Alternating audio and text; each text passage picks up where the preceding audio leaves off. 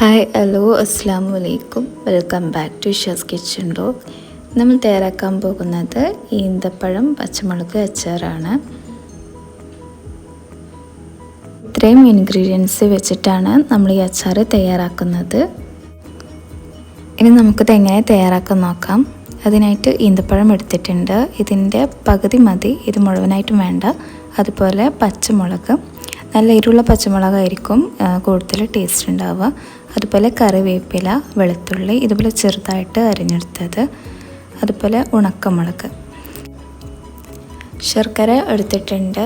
ഇത് മുഴുവനായിട്ടും വേണ്ട, നമുക്ക് മധുരത്തിന് ആവശ്യമുള്ളത് മാത്രം ചേർത്ത് കൊടുത്താൽ മതി. കടുക്, മുളക് പൊടി, കായപ്പൊടി, മഞ്ഞൾപ്പൊടി. അതുപോലെ ഈ ഒരു അച്ചാർ നമ്മൾ തയ്യാറാക്കുന്നത് എള്ളെണ്ണയിലാണ് കേട്ടോ. എള്ളെണ്ണയിലാണ് നമ്മൾ ഈ അച്ചാർ തയ്യാറാക്കുന്നത്. കുറച്ച് പുളി ഇതുപോലെ വെള്ളത്തിലിട്ടിട്ടുണ്ട്. അപ്പോൾ ഇത്രയും ഇൻഗ്രീഡിയൻസ് വെച്ചിട്ടാണ് നമ്മളിത് തയ്യാറാക്കുന്നത്. ആദ്യം നമുക്ക് ശർക്കര പാനി തയ്യാറാക്കാം. അതിനായിട്ട് കുറച്ച് വെള്ളത്തിൽ ഈ ശർക്കരകൾ ഇതുപോലെ നമുക്കൊന്ന് മെൽറ്റാക്കി എടുക്കാം. അപ്പോൾ നന്നായിട്ട് മെൽറ്റായി വന്നിട്ടുണ്ട്. അപ്പോൾ ഇത്രയും ചേർത്തെടുക്കേണ്ട ആവശ്യമില്ല, മധുരത്തിനനുസരിച്ച് മാത്രം ചേർത്ത് കൊടുത്താൽ മതി. അടുത്തതായിട്ട് ഒരു പാനിൽ നമുക്ക് എള്ളെണ്ണ ചൂടാക്കിയെടുക്കാം. എണ്ണ ചൂടായി വന്നാൽ ഇതുപോലെ 1 ടീസ്പൂണ് കടുക് പൊട്ടിച്ചെടുക്കാം.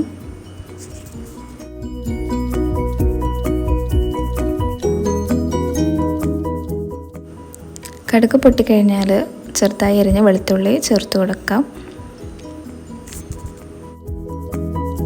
ഉണക്കമുളക് ഇതുപോലെ ഒന്ന് ചെറുതായിട്ട് പൊട്ടിച്ചിട്ടെടുക്കുന്നുണ്ട്. അതുപോലെ കുറച്ച് കറിവേപ്പില ചേർത്ത് കൊടുത്തിട്ട് നന്നായിട്ടൊന്ന് മിക്സാക്കി കൊടുക്കണം. ഹൈ ഫ്ലെയിമിൽ ചെയ്യരുത്, അങ്ങനെ ആകുമ്പോൾ പെട്ടെന്ന് കരിഞ്ഞു പോകും. ഈ ഒരു ടൈമിലാണ് മുളക് ചേർത്ത് കൊടുക്കേണ്ടത്. ഉണ്ടമുളക് തന്നെ വേണം അച്ചാറിടാനായിട്ട്. ഇനി നന്നായിട്ട് ഇതുപോലെ ഒന്ന് മിക്സാക്കി കൊടുക്കണം.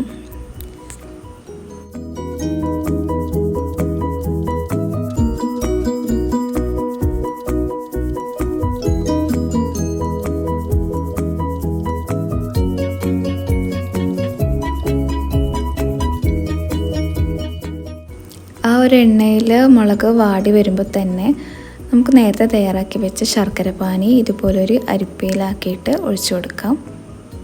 ഇനി ഇത് നന്നായിട്ട് ഇതിലൊന്ന് കുക്കായിട്ട് വരണം.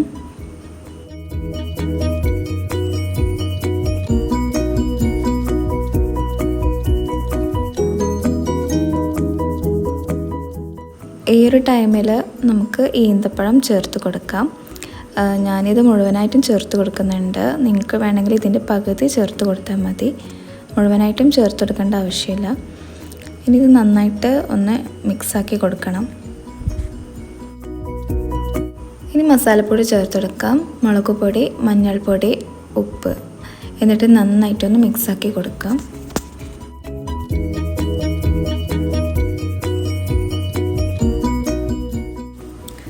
ഇനി അടുത്തതായിട്ട് പുളിവെള്ളം ഒഴിച്ചു കൊടുക്കാം. മധുരവും പുളിയും ഒക്കെ ആവശ്യാനുസരണം വേണം ചേർത്ത് കൊടുക്കാനായിട്ട്. അല്പം കായപ്പൊടിയും കൂടി ചേർത്താൽ നമ്മുടെ അച്ചാർ റെഡി ആയിട്ടുണ്ട്. ഇനി ഇത് നന്നായിട്ടൊന്ന് ഇതുപോലെ കുറുക്കിയെടുക്കണം. നല്ല ടേസ്റ്റാണ് ഇത് കഴിക്കാനായിട്ട്. എരിവും പുളിയും മധുരവും ഒക്കെ കൂടിയിട്ടുള്ളൊരു ടേസ്റ്റാണ്. സാധാരണ കല്യാണ വീടുകളിലാണ് ഈ അച്ചാർ കാണാറുള്ളത്. അപ്പോൾ എല്ലാവരും ഇത് ട്രൈ ചെയ്ത് നോക്കണം.